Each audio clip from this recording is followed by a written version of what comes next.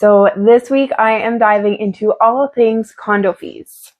Now we are going to cover what are they, why do you have to pay them, and what do they cover? So first off, let's start with what are they? Condo fees are fees that are associated with particular properties. So those properties in question would be condominiums. Now in Swift Current, we have a few different kinds of condos. We've got duplex style where there's one shared wall. We've got the apartment style condominiums. And then we also have townhouse condos. Now there is also properties that could be single family homes that may have condos attached to them too, but not common here.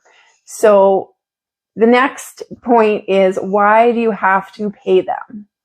Well, when you're buying a condo, there are certain things that are associated with that. If you take a look at it as buying a single family home, you alone are responsible for if the shingles need to be replaced. You're responsible for the insurance. You are responsible for everything. When you buy a condo, you have shared walls, you have a shared roof, and other items that are shared among other tenants. Sorry, I shouldn't say tenants, other owners. So with those condo fees, that covers all of the maintenance that you would be taking care of in a home. Sometimes it actually covers your heat, your water. There's also some that include cable too. So the reason that you have to pay them is because that maintenance still needs to happen. And if you're paying for part of it and the tenant's paying for if you're paying for part of it and another owner's paying for part of it, that's actually just covered in those condo fees so that there shouldn't be any additional costs. Now, what do they cover? Condo fees vary building to building, association to association. So what you're looking at is typically your exterior building maintenance.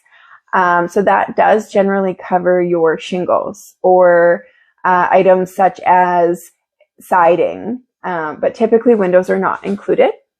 That also can cover, as I mentioned, sometimes cable, although that's not very common here. Your heat, it could cover your water, also your garbage, your sewer, other items that are maintenance items such as snow removal and lawn care as well.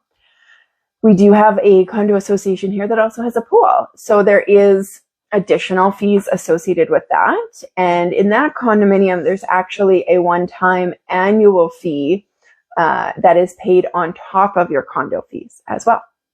So the big things to look out for are what is covered. You also want to be looking out for when you get those condo documents, whether the bylaws work for you, what the fees are insured to cover, and how much they're setting aside for any maintenance items. And that would be your reserve fund. And make sure that the reserve fund is big enough to cover any big ticket items. That would be like if the roof started leaking or perhaps the boiler went, those are items that would need to be taken care of out of that reserve fund. And then the next part here is just items to look out for. So you want to be looking out for any of those big ticket items that could be in there. So the pool, for example, a $700 annual fee, that can be a pretty large expense if you're not expecting it.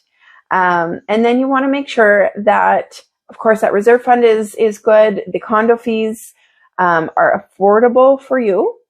And that can be anything, right? Like we have $100,000 apartment style condos, but some of them have $200 or $300 condo fees. So that can add a decent amount to it every month. So make sure that that fits in with your bills. Thank you so much for joining me, and join me next Friday when we talk about bridge financing. What is it and when you might need it? All right. Have a great day. Bye.